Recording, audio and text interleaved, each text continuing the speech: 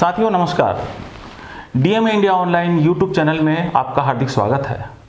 आज हम personality of the week की खास कड़ी में बातचीत करने जा रहे हैं जाने माने लेखक मोहनदास नेमिष राय साहब से। नेमिष राय साहब, आपका स्वागत है इस कार्यक्रम में। धन्यवाद।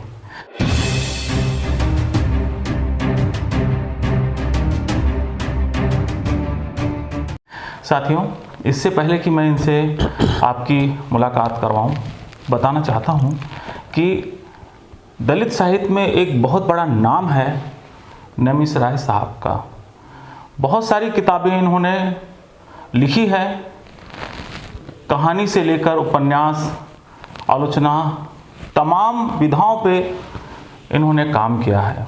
और एक बहुत महत्वपूर्ण इनकी जो किताब आई है, जो दलित साहित्य का इतिहास 4 खंडों में इन्होंने लिखा है, जो कि राजकमल प्रकाशन से प्रकाशित हुई है। मैं समझता हूँ कि एक दलित साहित्य के ऊपर एक बहुत महत्वपूर्ण दस्तावेज इन्होंने लिखा है। और आज हम इनसे इन्हीं के बारे में बातचीत करने की और इनसे ही इन्हीं के बारे में जानने की कोशिश करेंगे। तो नेमिष राय साहब, जैसे कि हमारा ये जो एपिसोड है, तो हम लोग ये कोशिश करते हैं कि पर्सनैलिटी के बारे में तमाम जानकारियाँ जो हैं वो सामने आ जाए। जी। तो सबसे पहले यही जानना चाहूँगा कि आप कहाँ के रहने वाले हैं, आपका जन्म कहाँ पर हुआ? और मैं तो दिल्ली के नज़दीक है जी, और वहीं मेरा जन्म हुआ और वहीं मेरी पढ़ाई हुई और वहीं मेरा पूरा परिवार रहता था और अभी भी रहते हैं जी। और मेरठ शहर एक बहुत कहना चाहिए कि दलित आंदोलन, सामाजिक बदलाव, राजनीतिक बदलाव, उसमें एक अहम भूमिका जी मेरठ शहर की रही है। अच्छा। तो फिर शुरुआती जो पढ़ाई लिखाई भी आपकी वहीं हुई होगी? हाँ, पढ़ाई लिखाई मेरी वहीं हुई है। पूरा माने प्राइमरी से लेके और एमए, बीएड सब, और वहीं मैं लेक्चरर भी रहा मेरठ में। हाँ। तो जो लेखन में आप आए हैं, तो लेखन में कैसे आप आ गए लेखन के क्षेत्र में? लेखन में ऐसा है कि मैंने जैसे बताया, और मैं उस व्यक्ति का जिक्र बहुत महत्व के साथ करता हूँ जी। थोड़ी अलग अलग तरह से प्रेरणा मिलती है। भीम सैनिक एक अखबार निकलता था जी, पाक्षिक, हाँ, मेरठ से, और उसको निकालने वाले मुश्किल से 4वीं-5वीं पास व्यक्ति थे। अच्छा। पीएस मौर्य। और मैं आपको बता दूं कि मुझे अच्छा लग रहा है कहते हुए, और उनको बाद में उत्तर प्रदेश सरकार ने जो ये पास देते हैं आने जाने के लिए पत्रकारों को उनको वो मिला हुआ था। अच्छा। और छोटा सा काम करते थे, घंटा घर के पास जो घड़ियाँ बेचने वालों की दुकान होती थी, उसके नीचे बैठते थे सड़क पर। अच्छा। और फिल्मी गाने की छोटी किताबें पहले आती थी, 1 पैसा 2 पैसे की, तो वहाँ नीचे बैठते थे और वो काम करते थे, बेचते थे। तो मैं जानबूझ के, और उन्होंने अखबार निकाला, 10, 15, 20 साल अखबार चलता रहा। तो उसमें थोड़ा बहुत लिखने की शुरुआत हुई। और मेरठ दरअसल में बीपी मौर्य जी, बाबू जगजीवन राम जी और बहुत सारे जो वहाँ पॉलिटिकल लोग हुए, मान सिंह वर्मा जी, तो वो एक बड़ी शख्सियत रही हैं। तो और आंदोलन से जुड़ा हुआ रहा। और दूसरे के मेरी अपनी बस्ती जाटो गेट में बाबा साहब की अस्थियाँ रखी हुई हैं। अच्छा जी। डॉक्टर अंबेडकर भवन जो बना उस दौरान, आप समझ लीजिए हम जब बच्चे थे, तो तब से माने एक शुरुआती, मैंने जैसे पीएस मौर्य का जिक्र किया, दूसरे कुछ उत्पीड़न की घटनाएं होती थी, तो उससे मन उद्वेलित होता था। तो बहुत सारी चीज़ें हैं, क्योंकि अब विशेषकर जो दलित समाज के जो लोग हैं, उनके लिए कोई प्रेरणा के स्रोत वैसे नहीं होते हैं जैसे सवर्ण जाति के लोगों के लिए होते हैं। वो प्राकृतिक होता है, नेचुरल उनको ये मिलता है। जाते आते हैं, वो खुद शिकार होते हैं उत्पीड़न का, उनके घर के लोग होते हैं, गांव के लोग होते हैं, बस्ती के लोग होते हैं, तो वो पूरा एक परिवेश जो है ना, उससे फिर आदमी जूझता है, परिस्थितियों को देखता है। तो इसी वजह से इस तरह से, और मेरे परिवार में शिक्षा बहुत पहले आ गई थी। अच्छा अच्छा, ये एक मतलब अच्छी बात है हमारे लिए। मेरे पिताजी ने 1942 में हाई स्कूल किया था और 1944 में उनकी नौकरी लग गई थी भारत सरकार में। अच्छा, तो ये एक अच्छा हुआ। अच्छा जी जी जी रहा। और फिर जो है, जैसे कि लेखन का क्षेत्र है हमारे, एक जो मिशन को लेकर के आपने लिखना चालू किया, तो ये शुरुआत से ही आपने चालू किया? आरंभ में तो जी, जो बाबा साहब से प्रेरणा मिली या किसी खास व्यक्ति से प्रेरणा मिली हो, तो उसके बारे में कुछ बताइए। हाँ, बाबा साहब का मैंने जिक्र किया कि वहाँ उनकी अस्थियाँ रखी हुई हैं।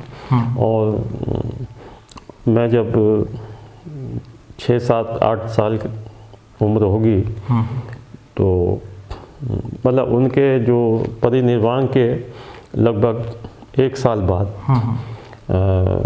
डॉक्टर अंबेडकर भवन बना, वहाँ उनकी अस्थियाँ लाई गई थोड़ी मतलब। और एक तो वो कारण रहा।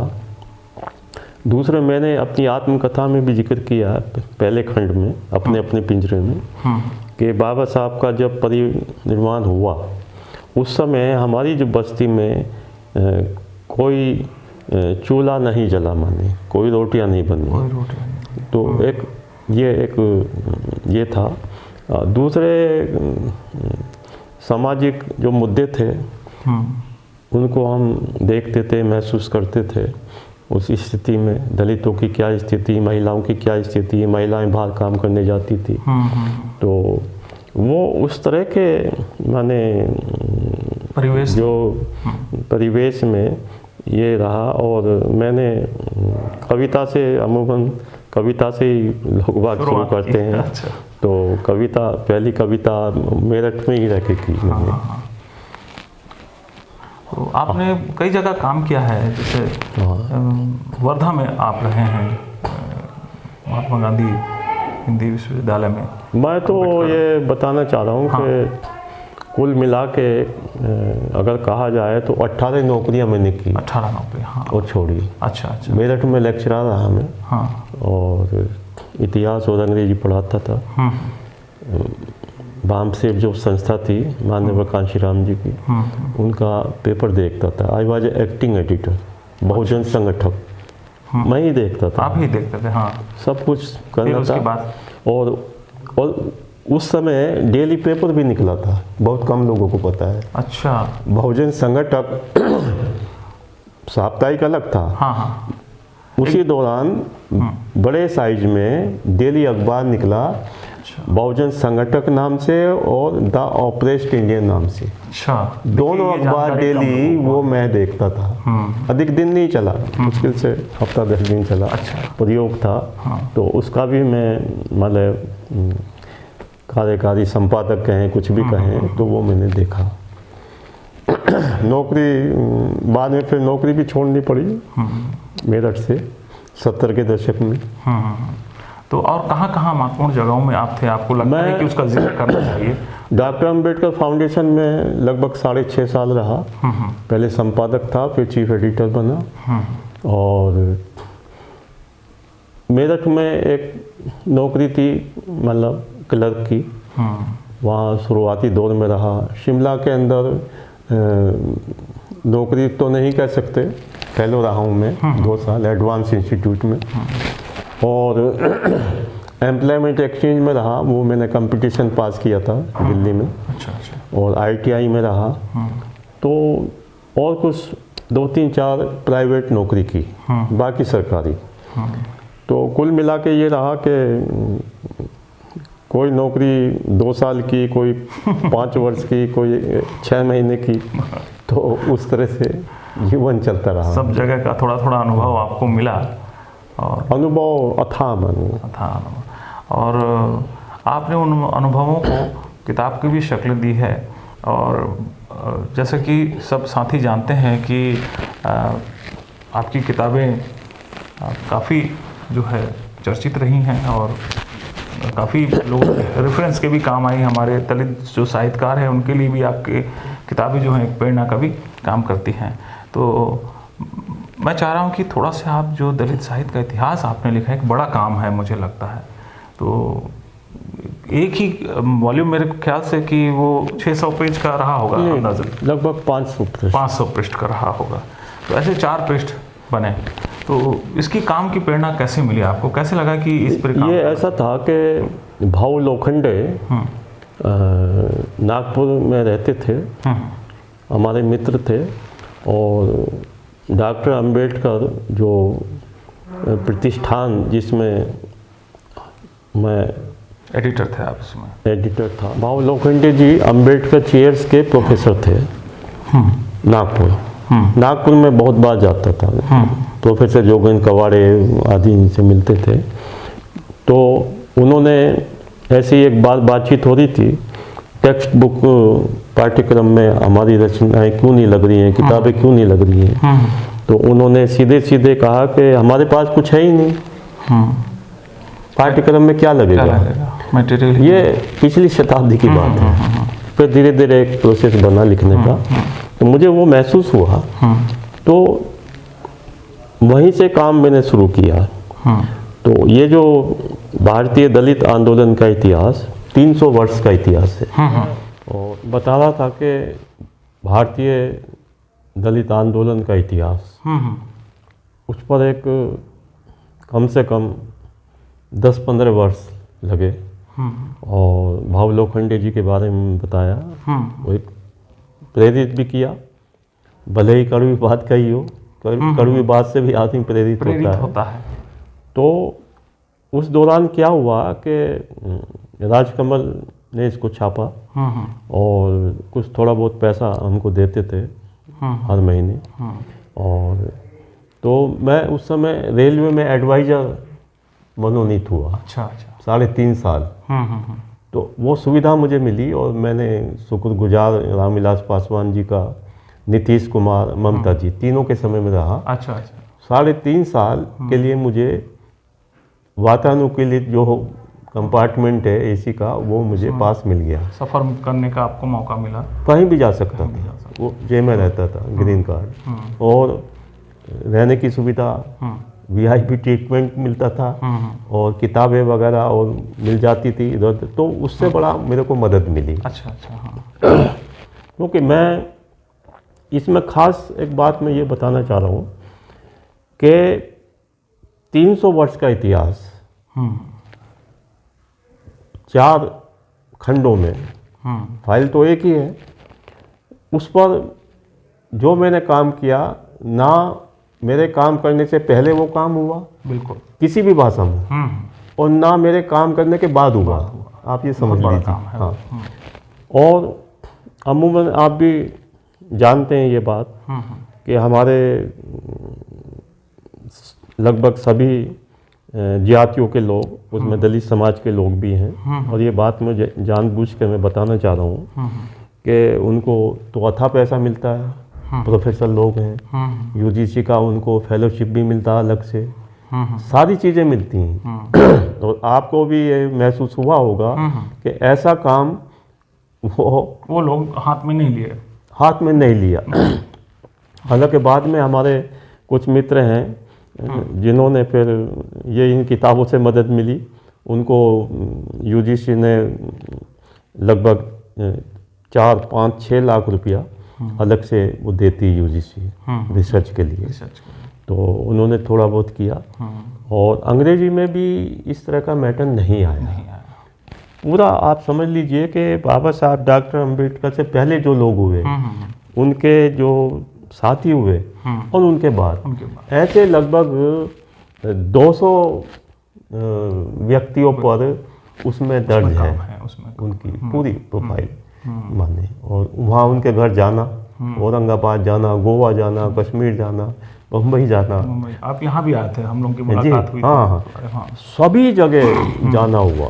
तो विशेष रूप से मैं शुक्रगुजार हूँ रेलवे मंत्रालय का, क्योंकि उतना पैसा तो मिलता नहीं था। राजकमल तो नॉमिनल पैसा देते थे, उससे काम नहीं चलता। लेकिन उससे ज़्यादा मेरे को जो सहयोग मिला साथियों का, विशेषकर महाराष्ट्र में, आगरा में, अलीगढ़ में, लखनऊ में, वो लोग मुझे स्कूटर पे ले जाते थे और मिलाते थे लोगों से, फिर वापस अपने घर ले आते थे, खाना खिलाते थे, तो कुछ और भी किताब वगैरह उपलब्ध कराते थे।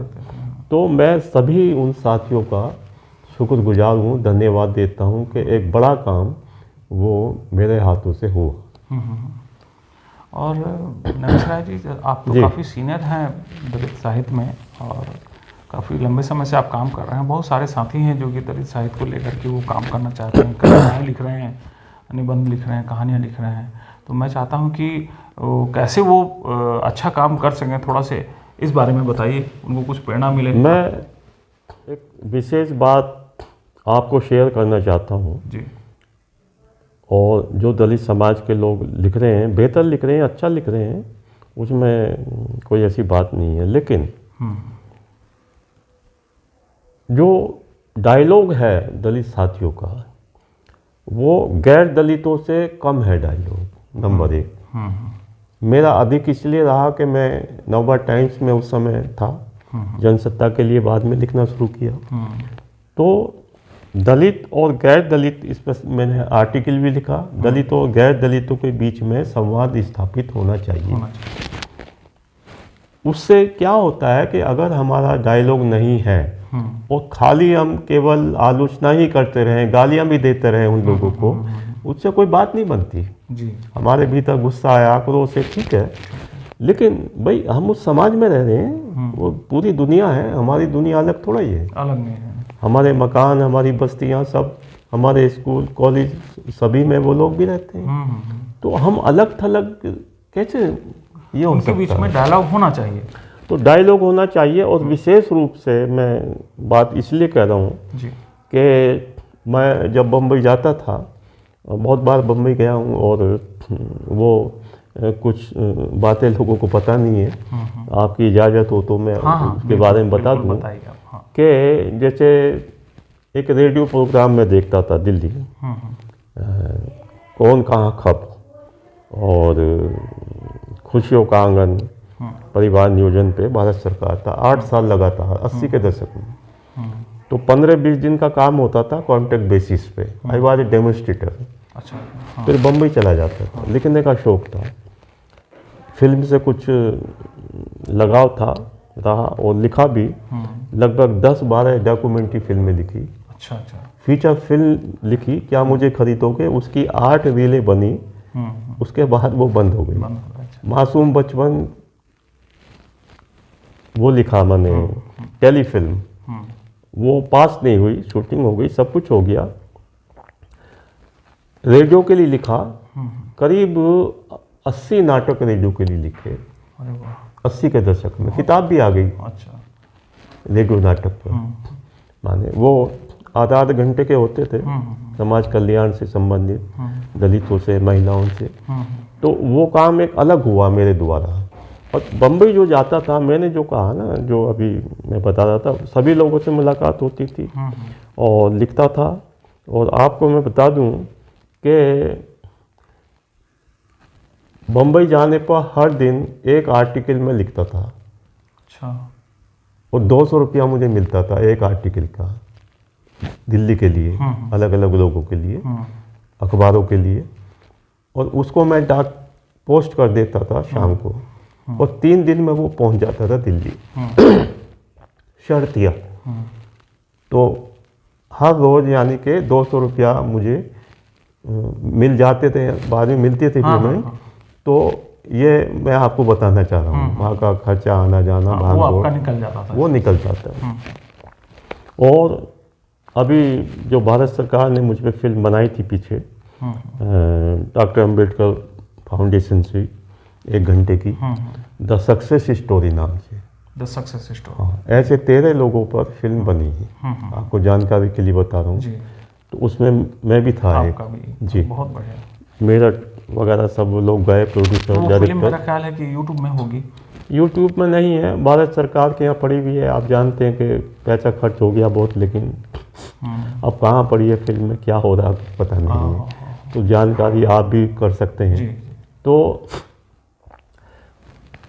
उसी पर पहली कविता 15-16 साल की उम्र में, 15 साल की उम्र से तो पहले मैंने कविता लिखी हिंदी में, लगभग 15-16 साल उसमें अंग्रेजी की कविता।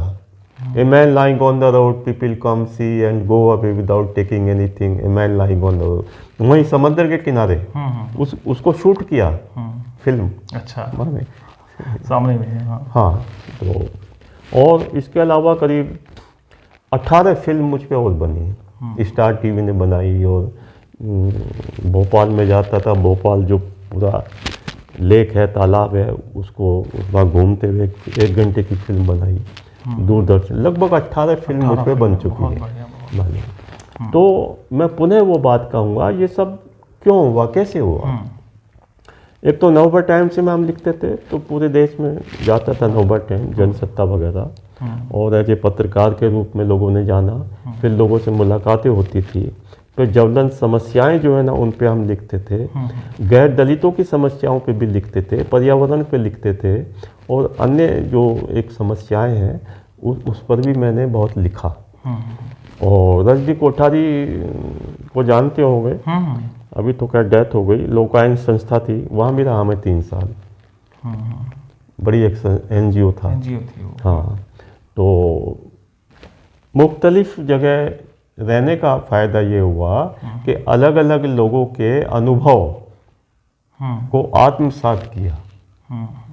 मैं विशेष रूप से ये बात कहना चाह रहा हूँ, जैसे स्वामी अग्निवेश है, मधुलिमये है, पूना में भाई वैद है, और हमारे जितने साथी हैं बम्बई के, नामदेव दसाल है, मैंने लिखा भी है संस्मरण, मेरे साथ आते थे, घर पे बुलाते थे, राजा ढाले, दया अखबार, सभी से मुलाकात हुई। तो उनका जो व्यक्तित्व है और कृतित्व है वो मेरे भीतर आया और विस्तार हुआ लेखन में, और उसका असर लेखन में पड़ा। उसका असर लेखन में जाहिर है पड़ा।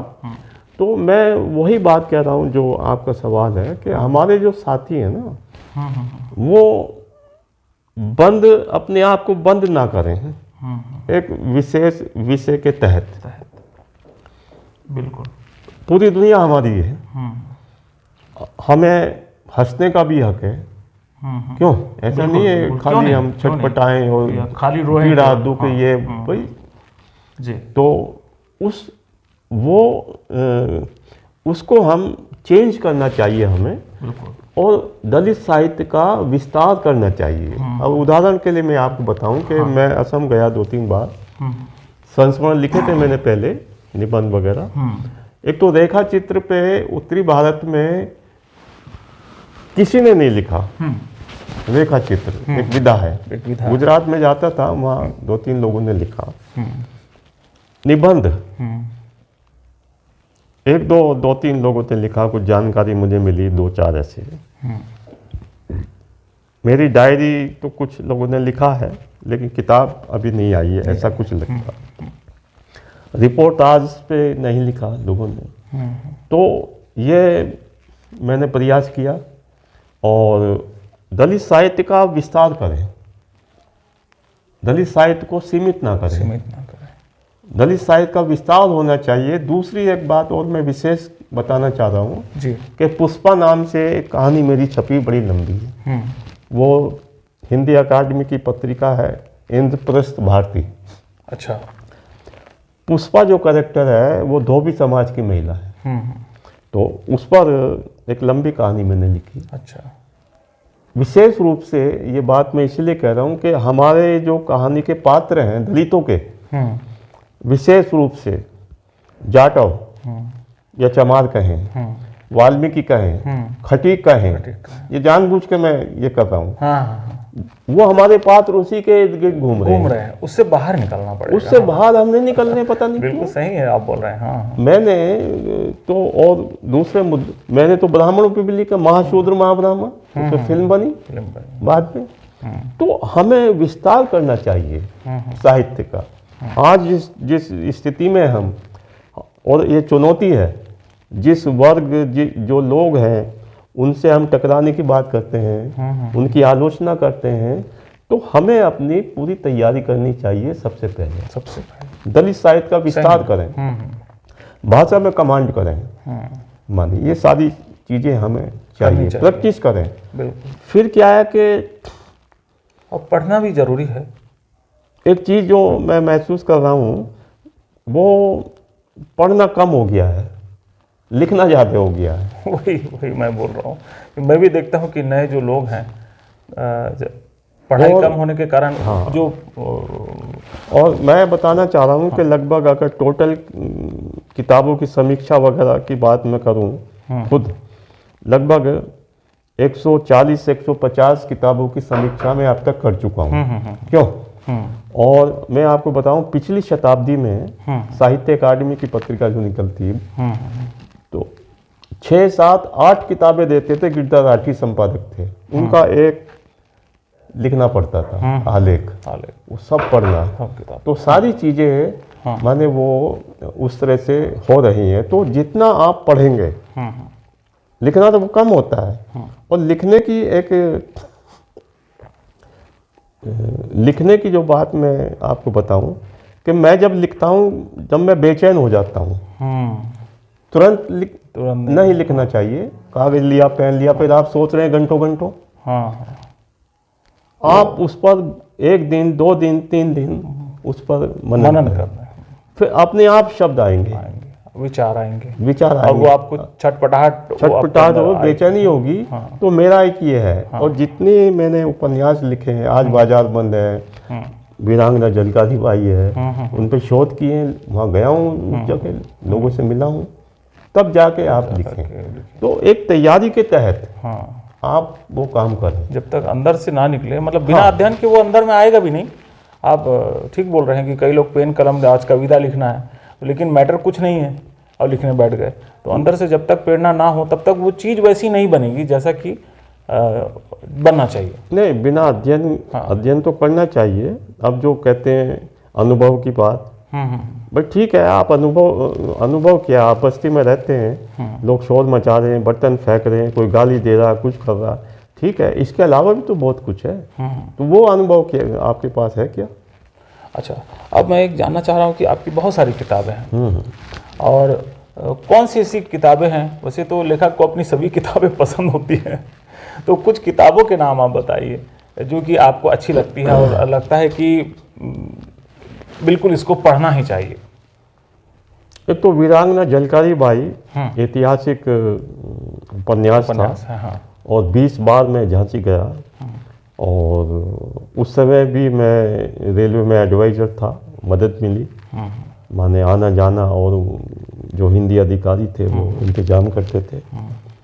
तो उसकी भाषा अगर आप देखें, झलकारी जो भाषा बोलती थी वही मैंने इस्तेमाल की। अच्छा। कोरी जाति के लोगों से मिलता था, भाषा को देखता था, सुनता था, पढ़ता था। और एक हिंदी अधिकारी थे, वो कोरी समाज से थे, वो मदद करते थे। रानी लक्ष्मीबाई जो भाषा बोलती थी वो अलग भाषा थी। अच्छा, तो वो इस्तेमाल हुआ है उसमें? वो मैंने किया। और मैंने उसमें वृंदालाल वर्मा के उपन्यास पढ़े, माहेश्वता देवी के उपन्यास पढ़े, और अलग से जो ऐतिहासिक उपन्यास पढ़े, राघव के उपन्यास पढ़े। तो वो सारी चीज़ें, क्योंकि ऐतिहासिक जब लिखेंगे तो इतिहास में जाना पड़ेगा। बिल्कुल। तो उस पर एक गहन अध्ययन वो मैंने किया।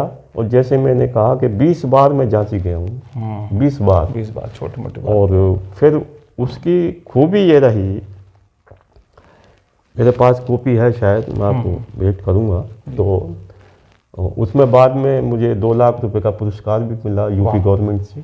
बहुत बढ़िया। और बीबीसी ने ये उस समय प्रसारण किया था कि दलित समाज के वरिष्ठ लेखक और पत्रकार मोहनदास नेमिष-राय पहले व्यक्ति हैं जिनको 2 लाख का पुरस्कार मिला है। आज़ादी से पहले और आज़ादी के बाद किसी को 2 लाख का पुरस्कार नहीं मिला। क्यों? ये तो बहुत सही बात है। और उन्होंने ये किया। और अभी पीछे बीबीसी मेरा इंटरव्यू भी किया था, उदा देवी पे और झलकारी बाई पे, आधा घंटे लगातार। BBC में। BBC में। तो हमको पूरी तैयारी के साथ रण क्षेत्र है माने ये मैं कहूँगा, क्योंकि आलोचना करने से और उससे काम नहीं चलता है। अब थोड़ा सा हमें और इसमें बदलाव लाना चाहिए कि हम घर से बाहर निकलते हैं तो बहुत सारी चीज़ें हम देखते हैं। कोई व्यक्ति साइकिल पे जा रहा है, कोई कार पे जा रहा है, कोई बच्चा स्कूल जा रहा है, उसको भी हमें देखना चाहिए। वो भी समाज का अंग है। समाज का अंग है। क्यों? मतलब सब विधा में लिखना चाहिए, सब विधा में लिखना चाहिए, नहीं तब जा करके आप जो है बाकी साहित्यकारों के बीच में इंटरेक्शन होगा। जो सवर्णों के बीच में एक बात मैं और आपको बताना चाह रहा हूँ, जो अमूमन आपने भी कहानियाँ पढ़ी होंगी, उपन्यास पढ़े होंगे, 80% दलित समाज के लोग जो कहानियाँ लिख रहे हैं या उपन्यास, परिवेश नहीं है उसमें। अब मैं उसको, क्योंकि मैं फिल्में भी लिखी है ना, इसलिए बता रहा हूँ कि जिसको स्क्रीन प्ले बोलते हैं, डायलॉग स्क्रीन प्ले। डायलॉग तो है कहानियों में, साथ में बैकग्राउंड क्या चल रहा है, बैकग्राउंड कुछ नहीं है। गांव में रह रहे हैं, गांव में पेड़ है, पनघट है, और कुत्ता है, बिल्ली है, भैंस है, बंदर है, भालू है, और गांव के रास्ते हैं, उसका कोई जिक्र नहीं है, मौसम का जिक्र नहीं है। क्यों? सीधी सपाट लिखी जा रही है। तो वो ठीक नहीं है। तो मैं जब लिखता हूँ तो पूरा परिवेश उसमें आता है। अब मोहन राकेश का एक आषाढ़ का दिन नाटक है, बहुत छोटा सा उदाहरण दे रहा हूँ। कपड़े सूख रहे हैं, वो बताता नहीं है। मौसम कैसा है, कपड़े कब सूखेंगे, वो खुद ब खुद पता लगता है। और ये बात मुझे कहाँ से मिली? ये फिल्म से मिली, क्योंकि मैंने फिल्में लिखी। तो परिवेश बहुत जरूरी है। परिवेश पाठक को प्रभावित करता है और उसमें इंटरेस्ट जगाता है। उसको पता चलता है कौन सी सदी में आप हैं, कौन से गांव में हैं, कौन से साल में हैं। क्यों? बिल्कुल बिल्कुल तो सही बोल रहे हैं। वो ये मैं फिर दोहरा रहा हूँ, 80% दलित समाज के लोगों के जो है ये नहीं कर रहे। सीधे सीधे डायलॉग हैं, और डायलॉग भी उस तरह के हैं कि वो माफ़ करना, माने भंगी चमार और उस तरह के तुम खुद ही इस्तेमाल करते हो। अब मैं एक सवाल आपसे खुद करता हूँ कि जब हम दूसरों की आलोचना करते हैं, प्रेमचंद की या किसी और की, उस तरह से भाई हमारी रचनाओं में अगर गालियाँ होंगी, सब कुछ होगा, और पाठ्यक्रम में वो लग गई, तो बच्चे पढ़ रहे हैं, देख रहे हैं, सुन रहे हैं, तो वो क्या अच्छा होगा? एक विवाद का विषय भाषा को समझ, बिल्कुल भाषा को, वो चला गया पीरियड 10 साल 15 साल 20 साल का, तो आप उसको क्यों दोहरा रहे हैं? बिल्कुल। तो भाषा पे कमांड होना चाहिए। वही बात आप कह सकते हैं दूसरी भाषा से, वही बात आप गाली दे के भी कह सकते हैं। क्यों? बिल्कुल सही है। तो आप अच्छे ढंग से कहें ताकि वो उसका एक असर भी अच्छा हो। और शब्दों का चयन करना चाहिए। हम कौन सा शब्द कहाँ इस्तेमाल करें। जैसे गांव के कोई पात्र है तो वो गांव का पात्र वो शब्द इस्तेमाल करता है। जैसे मैंने झलकारी बाई में इस्तेमाल, रानी लक्ष्मीबाई की भाषा अलग है, उसकी अलग है। और मैंने इसका भी जिक्र किया है, जो लक्ष्मीबाई जी का जो पति था राजा गंगाधर राव, वो नंगा होकर नाचता था। अरे बाबा, हाँ, जिक्र किया। जानकारी तो लोगों में नहीं है। हाँ। तो ऐतिहासिक उसमें वो पहला उपन्यास मेरा जी। अब ये दूसरा उपन्यास ज्योतिराव फूले पे जो अभी प्रकाशनाधीन है जो। हाँ, तीसरा जो है मैं बताना चाह रहा हूँ राजा बली, तीसरा ये होगा। चौथा होगा गुरु घासीदास जी के। अच्छा, उपन्यास की पूरी, असल में मैं आपसे आखिरी में यही पूछना चाह भी रहा था कि जो आगे आप क्या लिखने वाले हैं, क्या आपका प्रकाशित होने वाला है? ये मैंने आपको बताया, ये आपने 3 बता दिया, और नहीं 4 विधाएं जो है, संस्मरण और डायरी, और इस पर भी काम चल रहा है। निबंध की किताब भेज चुका कानपुर, अमन प्रकाशन। निजाम नाम से उपन्यास आ रहा है। जेल में जो दलित कैदी हैं पिछड़े जाति के, उस पर पहला उपन्यास होगा, पूरा हो गया है, वो आ रहा है। और बहुत किताबें आ रही हैं। मैं एक किताब नहीं लिखता एक बार में, 3-3 4-4 किताबें। सुबह इसकी फाइल बंद कर दी, दोपहर को दूसरी फाइल खोल ली, क्यों? और खुद ब खुद चीज़ें आ रही हैं, मुझे कोई सोचना ही नहीं पड़ता, क्योंकि आदत पड़ चुकी है। 10 घंटे 12 घंटे लगातार मैं लिखता हूँ। और अंतिम बात मैं आपको बताना चाह रहा हूँ कि चूँकि मैं नौकरी छोड़ता रहा तो मुझे कोई पेंशन नहीं मिलती है। मेरे बेटे, मेरी पत्नी, मेरे रिश्तेदार क्या कमाते हैं क्या नहीं कमाते हैं, मुझे कोई लेना देना नहीं है। मैं अपना खर्चा लेखन से ही निकालता हूँ और 10-12 घंटे अनुवाद करता हूँ। मैं लेक्चर भी देने जाता हूँ YMCA में, और वहाँ वियतनाम, चीन, कोरिया स्टूडेंट आते हैं दलित साहित्य पे, उनको पढ़ाता हूँ। बहुत बढ़िया। तो ये सब चीज़ें माने मैं करता हूँ और इसकी आदत मुझे पड़ चुकी है, और दूसरे लोगों से मुलाकात हो जाती है। तो व्यक्ति को एक माने तपस्या के रूप में, एक चुनौती के रूप में दलित साहित्य पर काम करना चाहिए। ये नहीं भाई हम किताबों की गिनती के हमारी ये किताब भी आ गई, वो भी आ गई, ये भी आ गई।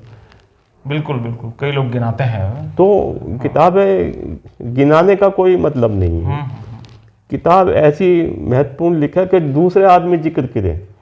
अब जैसे मैंने बताया कि जिस किताब जो आपने भी पढ़ी, भारतीय दलित आंदोलन का इतिहास, कल प्रोग्राम हम देख रहे थे तो एक व्यक्ति वो किताब ही लेके आया। मैं जब लेक्चर देना शुरू किया तो वो किताब लेके सामने खड़े हो गए बंधु। तो अच्छा लगता है एक लेखक के लिए, अच्छी बात। नहीं, ये एक लगाव भी कई बार ऐसा हुआ है मेरे साथ। मेरी किताब वो खुद लाते हैं, बहुत से किताब खरीद लेते हैं, फिर कहते हैं सर साइन कर दीजिए।